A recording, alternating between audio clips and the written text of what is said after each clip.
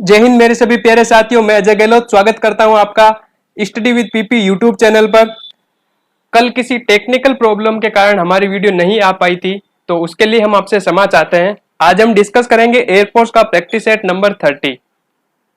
हम जानते हैं कि एयरफोर्स एग्जाम आपके लिए कितना इंपॉर्टेंट है, तो हम जितने भी प्रैक्टिस सेट ले रहे हैं उनके सारे क्वेश्चन एक्सपर्ट्स और एक्सपीरियंस टीचर के द्वारा तैयार किए जाते हैं और उनमें एरर होने का कोई चांस नहीं रहता है।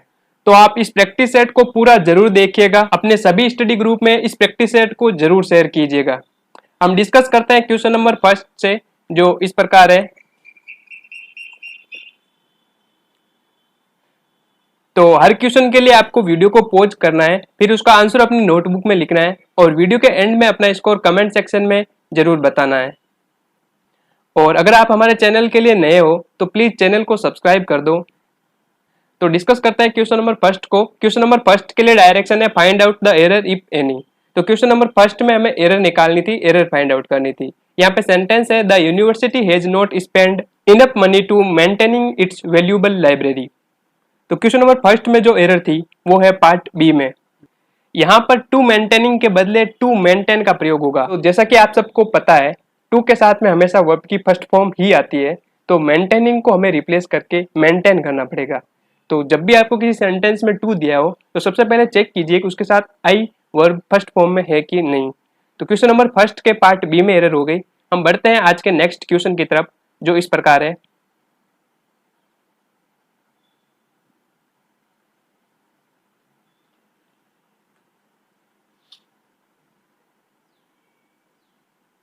तो क्वेश्चन नंबर सेकंड आपको शो हो रहा होगा। हम डिस्कस करते हैं क्वेश्चन नंबर सेकंड को। क्वेश्चन नंबर सेकंड में एरर फाइंड आउट करनी थी और सेंटेंस है he got a upper hand in the debate because of his fluency in English. तो क्वेश्चन नंबर सेकंड के पार्ट ए में एरर है। यहाँ पर ए के बदले एन का प्रयोग होगा, क्योंकि अपर का पहला साउंड अ एक वोवल है और किसी वोवल साउंड से शुरू होने वाले शब्दों में हम आर्टिकल एन का प्रयोग करते हैं, ना कि ए का। तो यहाँ पर हमें क्या सिंपल सा एक को रिप्लेस करके आर्टिकल एन करना पड़ेगा और सेंटेंस हो जाएगा he got an upper hand in the debate because of his fluency in English. यानी कि इंग्लिश बोलने में उसकी निपुणता के कारण डिबेट में उसको ऊंचा स्थान मिला। क्वेश्चन नंबर सेकंड के पार्ट ए में एरर थी और ये आर्टिकल से रिलेटेड एरर थी। I hope question number second आपको अच्छे से समझ में आया होगा। हम बढ़ते हैं आज के नेक्स्ट क्वेश्चन की तरफ, जो इस प्रकार है।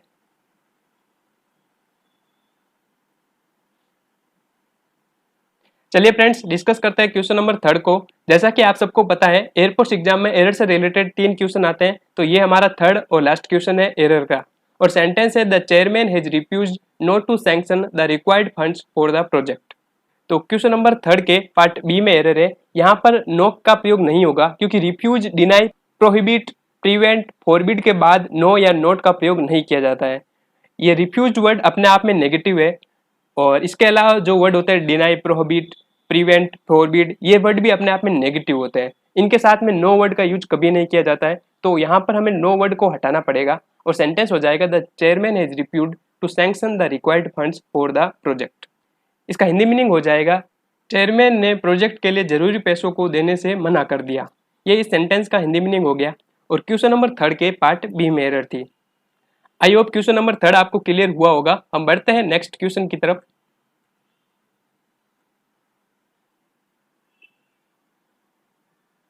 वीडियो को पॉज करके क्वेश्चन नंबर फोर्थ का आंसर दीजिए। चलिए फ्रेंड्स, डिस्कस करते हैं क्वेश्चन नंबर 4 को। क्वेश्चन नंबर 4 के लिए डायरेक्शन है choose the one option which best express the meaning of the word given below. तो यहाँ पे हमें बेस्ट एक्सप्रेस पूछा है, सिनोनिम पूछा है, समानार्थी शब्द पूछा है और वर्ड दिया गया है डेक्रिपिट्यूड। डेक्रिपिट्यूड का अर्थ जर्जर और इसका सिनोनिम हो जाएगा ऑप्शन नंबर डी, फीबलनेस। फीबलनेस का अर्थ भी होता है दुर्बल, क्षीण, जर्जर या मंद, जो कि सिनोनिम है डेक्रिपिट्यूड का। बात करें बाकी ऑप्शंस की, तो ऑप्शन नंबर फर्स्ट में दिया गया डिजीज। डिजीज का अर्थ होता है बीमारी या रोग। ऑप्शन नंबर सेकंड में दिया गया कूलनेस। कूलनेस का अर्थ होता है शांत या उदासीन। और ऑप्शन नंबर सी में दिया गया है क्राउड। क्राउड का अर्थ होता है भीड़ या जनसमूह। तो डेक्रेपिट्यूड का सिनोनिम हो गया फीबलनेस, जिसका अर्थ होता है जर्जर। नोटबुक में इन 5 वर्ड्स को लिख लेना। हम बढ़ते हैं आज के नेक्स्ट क्वेश्चन की तरफ।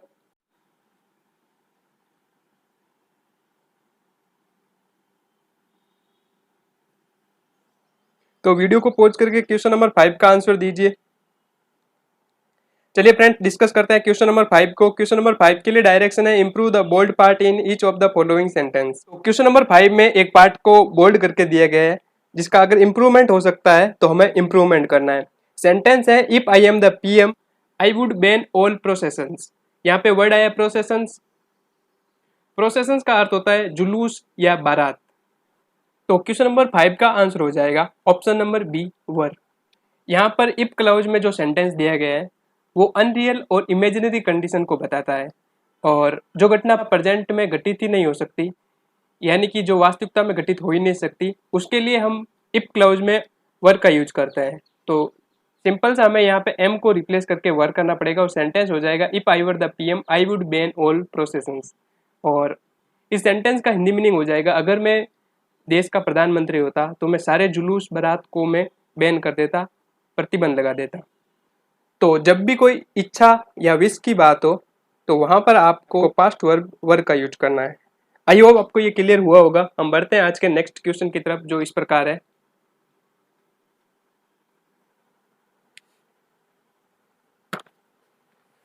चलिए फ्रेंड्स डिस्कस करते हैं क्वेश्चन नंबर 6 को। क्वेश्चन नंबर 6 में हमें सिनोनिम बताना था, सेम मीनिंग वाला वर्ड बताना था, समानार्थी शब्द बताना था और वर्ड दिया गया है यहाँ पे ट्रांजिशन। ट्रांजिशन का अर्थ क्या होता है? ट्रांजिशन का अर्थ होता है परिवर्तन, पारगमन या संक्रमण। तो इसका सिनोनिम हो जाएगा option number C change. Change का अर्थ होता है बदलना, विनिमय या छुट्टा। तो ये सिनोनिम हो गया ट्रांजिशन का। दोनों ही वर्ड ट्रांजिशन और चेंज का अर्थ होता है परिवर्तन। बात करें बाकी ऑप्शंस की तो ऑप्शन नंबर फर्स्ट में दिया गया है पोजीशन। पोजीशन का अर्थ होता है स्थिति, अवस्था, स्तर या श्रेणी। और ऑप्शन नंबर सेकंड में दिया गया ट्रांसलेशन। ट्रांसलेशन का अर्थ होता है अनुवाद, स्पष्टीकरण। और ऑप्शन नंबर डी में दिया गया मूवमेंट। मूवमेंट का अर्थ होता है गति, चाल, गतिविधि। तो आई होप क्वेश्चन नंबर 6 आपको क्लियर हुआ होगा। आपने इन चारों वर्ड्स को अपनी नोटबुक में लिख लिया होगा। हम बढ़ते हैं आज के नेक्स्ट क्वेश्चन की तरफ।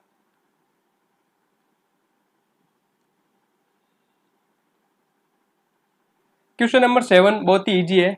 यहाँ पे हमें एक इंटरोगेटिव सेंटेंस दिया गया है जिसको हमें एक्टिव से पैसिव में बनाना था। तो सबसे पहले हमें सेंटेंस के टेंस को पहचानना है। सेंटेंस का टेंस है सिंपल पास्ट टेंस और सिंपल पास्ट टेंस का जब हम पैसिव में बनाते हैं तो वाज वर्ग के साथ में वर्ब की थर्ड फॉर्म लगाते हैं। तो हमें देखना है कौन सी ऑप्शन में वाज वर्ग के साथ वर्ब की थर्ड फॉर्म दी गई है। तो ऑप्शन नंबर सेकंड और थर्ड में वाज वर्ग के साथ में वर्ब की थर्ड फॉर्म दी गई है, लेकिन द नॉइज को यहाँ सब्जेक्ट में उसको भी सब्जेक्ट में रखा है। तो ऑप्शन नंबर सेकंड तो हो नहीं सकता, यू को हम सब्जेक्ट में लेके आएंगे। उस हिसाब से क्वेश्चन नंबर 7 का आंसर हो जाएगा option number third. Option number third कैसे हुआ मैं आपको समझाता हूँ। सबसे पहले हमें सेंटेंस को असर्टिव में बनाना पड़ेगा। ये इंटरोगेटिव में तो सबसे पहले हमें डिड को भूलना पड़ेगा और सेंटेंस हो जाएगा द नॉइज फ्राइटेंड यू। तो यू को हमें सब्जेक्ट में लेके आना पड़ेगा यू। उसके बाद हमें पास्ट सिंपल के सेंटेंस को पैसिव में चेंज करना है। तो उसके हिसाब से वर्ब आएगी वाज वर्ग के साथ वर्ब की थर्ड फॉर्म। तो उसके हिसाब से हम यूज कर लेंगे वर्ग के साथ फ्राइटेंड और द नॉइज यहाँ पे सब्जेक्ट में है वो ऑब्जेक्ट में चला जाएगा तो बाय द नॉइज। फिर हमें सेंटेंस को इंटरोगेटिव में चेंज करना है। इंटरोगेटिव में चेंज करना बहुत सिंपल है। तो जो भी हेल्पिंग वर्ब दी गई है उसको हमें सब्जेक्ट के आगे लेके चला जाना है। तो वर आगे आ जाएगा और सेंटेंस हो जाएगा were you frightened by the noise. तो आई होप क्वेश्चन नंबर 7 आपको क्लियर हुआ होगा। हम बढ़ते हैं आज के नेक्स्ट क्वेश्चन की तरफ।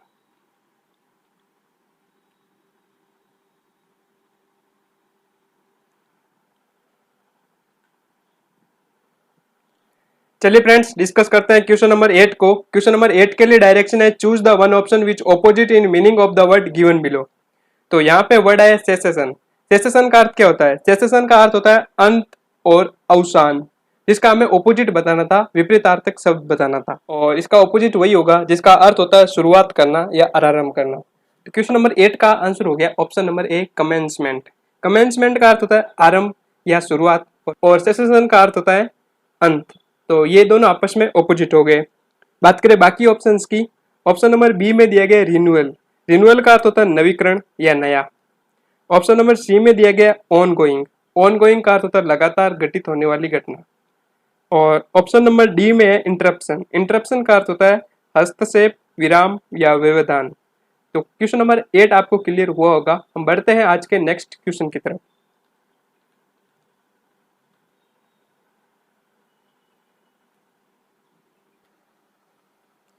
क्वेश्चन नंबर 9 में हमें नरेशन चेंज करना था, यानी सेंटेंस डायरेक्ट से इनडायरेक्ट बनाना था। यहाँ पे सेंटेंस दिया गया है he said we are all sinners. यहाँ पे वर्ड आया है सिनर। सिनर का अर्थ होता है दोषी या अपराधी, और सेंटेंस का हिंदी मीनिंग हो जाएगा वो बोल रहा था कि हम सभी दोषी हैं, अपराधी हैं। यानी कि हम सब ने अपनी लाइफ में कभी ना कभी कोई ना कोई पाप किया होगा, हम सब ने झूठ बोला होगा, ये इस सेंटेंस में कहा गया है। We are all sinners holy book Bible की लाइन्स हैं, तो इसको यूनिवर्सल ट्रूथ तो नहीं कहा जा सकता, पर ये एक रिलीजियस फैक्ट है, और रिलीजियस फैक्ट होने के कारण इसमें हम किसी भी तरह का चेंज नहीं करते हैं। तो क्वेश्चन नंबर 9 का आंसर हो जाएगा option number first, he said. Conjunction हम देट का यूज करेंगे, देट, और लाइन को हम एज इट लिख देंगे क्योंकि ये रिलीजियस फैक्ट है, बाइबल में लिखा हुआ है, तो इस कारण हम इसको चेंज नहीं कर सकते। क्वेश्चन नंबर 9 का आंसर हो गया option number first. I hope ये आपको क्लियर हुआ होगा। हम बढ़ते हैं आज के नेक्स्ट क्वेश्चन की तरफ।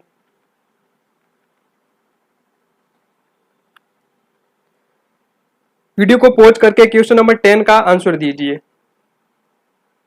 तो क्वेश्चन नंबर 10 में पूछा है ऑपोजिट यानी एंटोनिम पूछा है, विपरीतार्थक शब्द पूछा है, और यहाँ पे वर्ड आया पोटेंट। पोटेंट वर्ड का अर्थ होता है शक्तिशाली, और पोटेंट वर्ड से रिलेटेड वर्ड आपने सुना होगा ओमनीपोटेंट। ओमनीपोटेंट का अर्थ होता है जो सबसे अधिक शक्तिशाली हो, उसको हम ओमनीपोटेंट बोलते हैं। तो शक्तिशाली का ऑपोजिट क्या हो जाएगा? शक्तिशाली का ऑपोजिट हो जाएगा कमजोर। तो क्वेश्चन नंबर 10 का आंसर है ऑप्शन नंबर डी, वीक।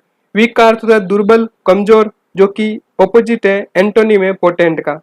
बात करें बाकी ऑप्शन की, तो ऑप्शन नंबर फर्स्ट में दिया गया है इनएफिशिएंट। इनएफिशिएंट का अर्थ होता है अयोग्यता, असमर्थता। ऑप्शन नंबर बी में दिया गया है सॉफ्ट। सॉफ्ट का अर्थ होता है नरम, मुलायम, सौम्य।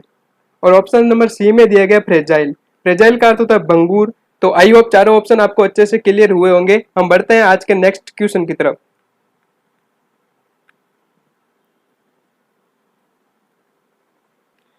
चलिए फ्रेंड्स, डिस्कस करते हैं क्वेश्चन नंबर 11 को। क्वेश्चन नंबर 11 के लिए डायरेक्शन है fill in the blanks with correct preposition. यहाँ पे हमें करेक्ट प्रीपोजिशन का सिलेक्शन करना था। सेंटेंस है books are a great source blank happiness. यहाँ पे वर्ड है सोर्स। सोर्स का अर्थ होता है स्रोत, और जब सेंटेंस में स्रोत किस चीज का हो वो बताया गया हो तो वहां पे प्रीपोजिशन ऑफ का यूज किया जाता है। सेंटेंस का हिंदी मीनिंग हो जाएगा किताबें खुशियों का अच्छा स्रोत है। चलिए बढ़ते हैं आज के नेक्स्ट क्वेश्चन की तरफ।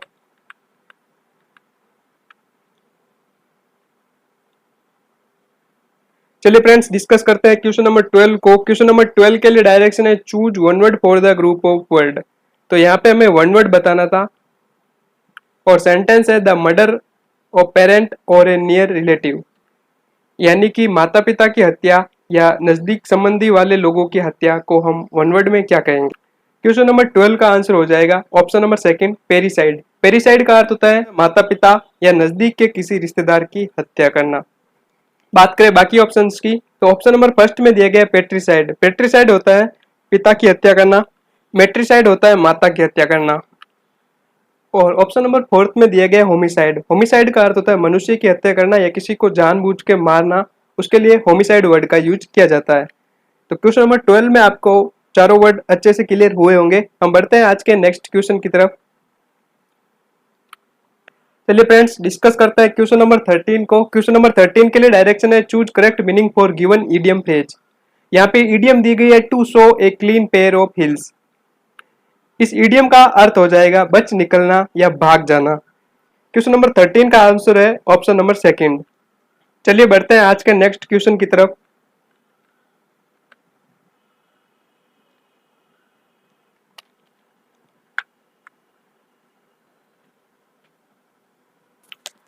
चलिए फ्रेंड्स, डिस्कस करते हैं क्वेश्चन नंबर 14 को। क्वेश्चन नंबर 14 के लिए डायरेक्शन है चूज करेक्ट स्पेल्ड वर्ड। तो क्वेश्चन नंबर 14 में हमें करेक्ट स्पेल्ड वर्ड बताना था, चारों में से कौन सी स्पेलिंग सही है। तो क्वेश्चन नंबर 14 का आंसर हो जाएगा ऑप्शन नंबर थर्ड, फरी। परायफरी का अर्थ होता है उपनगर, परिधि, घेरा। तो क्वेश्चन नंबर 14 का आंसर हो गया ऑप्शन नंबर थर्ड। चलिए बढ़ते हैं आज के नेक्स्ट क्वेश्चन की तरफ।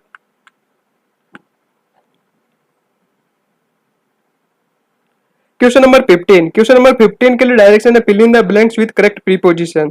तो यहाँ पे हमें प्रीपोजिशन का सिलेक्शन करना था। सेंटेंस है why do we always have to submit blank his authority. तो सबमिट के साथ में टू प्रीपोजिशन का यूज किया जाता है जब ये बताया जाए कि सबमिट किसे करना है। तो यहाँ पे हम सबमिट के साथ में टू प्रीपोजिशन का यूज करेंगे। क्वेश्चन नंबर 15 का आंसर हो जाएगा ऑप्शन नंबर फोर्थ। चलिए बढ़ते हैं आज के नेक्स्ट क्वेश्चन की तरफ।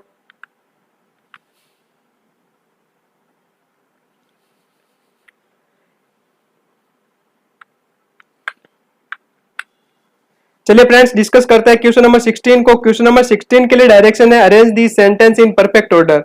तो यहाँ पे हमें एक सेंटेंस दिया गया है जिसको हमें परफेक्ट ऑर्डर में जमाना था। और पहली लाइन है स्पेस टेक्नोलॉजी। तो स्पेस टेक्नोलॉजी ये सब्जेक्ट हो गया, उसके बाद आएगी इसकी वर्ब। तो फर्स्ट के बाद में सबसे पहले स्टार्ट होगा एस से। तो सेंटेंस को आगे कंटिन्यू करते हैं। स्पेस टेक्नोलॉजी हैज क्रिएटेड, तो पी क्यू आर में अगर हम ग्रामेटिकली चेक करें तो उसके बाद आएगा पी ऑप्शन। तो एस के बाद में पी आ जाएगा जो कि दिया गया है ऑप्शन नंबर 3 और 4 में। यहाँ पर 6 में दिया गया है स्टेगनेंट सोसाइटीज। स्टेगनेंट का अर्थ होता है स्थिर, गतिहीन। तो उससे पहले जो मीनिंगफुल सेंटेंस देगा वो यूज करना पड़ेगा और वो हो जाएगा आर। तो क्वेश्चन नंबर 16 का आंसर हो गया option number 3 SPQR। Space technology has created a socio economic revolution that can transform even revolutionise stagnant societies. ये एक परफेक्ट सेंटेंस होगा। चलिए बढ़ते हैं क्वेश्चन नंबर 17 की तरफ।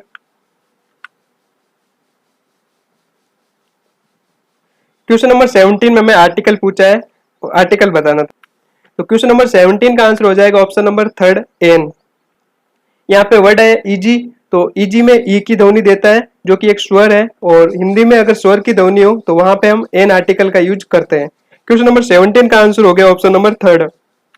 चलिए देखते हैं क्वेश्चन नंबर 18 को। क्वेश्चन नंबर 18 में आपको एक पैसेज शो हो रहा होगा, नीचे उसका क्वेश्चन है। तो क्वेश्चन को पढ़िए, फिर पैसेज को पढ़िए और आंसर देने की कोशिश कीजिए। आप वीडियो को पॉज करके भी इस पैसेज का आंसर दे सकते हैं। हम बढ़ते हैं क्वेश्चन नंबर 19 की तरफ। तो क्वेश्चन नंबर 19 आपको स्क्रीन पे शो हो रहा होगा। सबसे पहले हम पैसेज के सारे क्वेश्चन एक साथ देख लेंगे और उसके बाद पैसेज के सारे क्वेश्चन का आंसर आपको बता देंगे। तो देखते हैं आज का हमारा लास्ट क्वेश्चन, क्वेश्चन नंबर 20। तो आई होप आपने वीडियो को पॉज करके सारे क्वेश्चंस का आंसर दे दिया होगा। हम डिस्कस करते हैं इस पैसेज को। इस पैसेज में व्यक्तित्व के बारे में बात की गई है तथा महान दार्शनिक सुकारात तथा मार्कस एरलेस के विचार इस पैसेज में रखे गए हैं। इस पैसेज में बताया गया है कि मनुष्य को अपना समय नष्ट नहीं करना चाहिए, बल्कि उसी समय को अपने व्यक्तित्व के विकास में लगाना चाहिए। यह बात इस पैसेज में बताई गई है। चलिए देखते हैं इस पैसेज के इंपॉर्टेंट वर्ड। पहला इंपॉर्टेंट वर्ड है कॉन्स्पिकियस। कॉन्स्पिकियस का अर्थ होता है विशिष्ट। अगला वर्ड है नोटवर्थी। नोटवर्थी का अर्थ होता है ध्यान देने योग्य। एटॉमिक का अर्थ होता है परमाणु। साइकोलॉजिस्ट होता है मनोवैज्ञानिक। और पर्सनैलिटी होती है व्यक्तित्व। तो आप इसका स्क्रीनशॉट ले सकते हैं। हम बढ़ते हैं इस पैसेज के हिंदी मीनिंग की तरफ। तो इस पैसेज का हिंदी मीनिंग आपको शो हो रहा होगा, आप इसका भी स्क्रीनशॉट ले सकते हैं। आइए देखते हैं इस पैसेज के क्वेश्चंस का आंसर क्या होगा। क्वेश्चन नंबर 18 में पूछा गया the development of one self blank the question on what is personality. Question number 18 का आंसर आपको यहाँ से मिल जाएगा। Personality is the development of one self, यानी ये एक संतुष्ट जवाब है। क्वेश्चन नंबर 18 का आंसर हो जाएगा option number 3 satisfactory answers. Question number 19 Marcus Aurelius preached to the Roman youth of his day to. तो क्वेश्चन नंबर 19 का आंसर हो जाएगा ऑप्शन नंबर 3 यानी कि खुद का विकास करो, खुद के लिए जियो। ये क्वेश्चन नंबर 20 में पूछा गया Ursula Bloom propagated that young people should. Question number 20 का आंसर आपको यहाँ से मिल जाएगा please do not do as I did at your age and waste years copying other people. तो दूसरे लोगों की कॉपी नहीं करना चाहिए, ये उर्सुला ब्लूम ने कहा। क्वेश्चन नंबर 20 का आंसर हो गया ऑप्शन नंबर 2। तो इस तरह प्रैक्टिस सेट नंबर 30 हमारा कंप्लीट हुआ। इस वीडियो की पीडीएफ आपको मिल जाएगी हमारे टेलीग्राम ग्रुप में, जिसका लिंक आपको डिस्क्रिप्शन में दिया गया है तथा कमेंट बॉक्स में भी हमारे टेलीग्राम चैनल का लिंक दिया गया है। तो टेलीग्राम चैनल को जरूर ज्वाइन कीजिए और अपना स्कोर हमें कमेंट सेक्शन में लिखकर जरूर बताना। हम मिलेंगे कल फिर एक नए टेस्ट के साथ, एक नए कॉन्सेप्ट के साथ। तब तक के लिए धन्यवाद। जय हिंद, जय भारत, शुभ रात्रि।